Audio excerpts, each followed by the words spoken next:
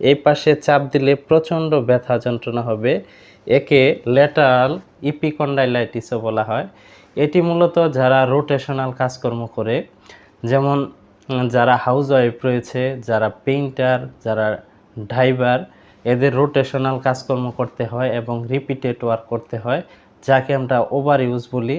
এই over use করার কারণে এখানে যে মাংসপেশি থাকে এক্সটেন্সর গ্রুপ অফ মাসেলস, এই এক্সটেন্সর গ্রুপ অফ মাসেলসে ওভার স্ট্রেস পড়ে, অর্থাৎ অতিরিক্ত পরিমাণে টান লাগে।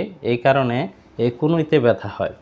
এই কনুইতে ব্যথা হলে, যাকে আমরা টেনিস এলবো বলে থাকি, এই টেনিস এলবো রেস্টে অর্থাৎ বিশ্রামে তেমন ব্যথা যন্ত্রণা হয় না। যখনই অ্যাক্টিভিটিস করতে যাবে, যখন কাজকর্ম করতে যাবে, তখন কনুই থেকে ব্যথা হাতের কবজি পর্যন্ত ছড়িয়ে পড়ে ঝিনঝিন বারবার অবশ অবশ লাগে।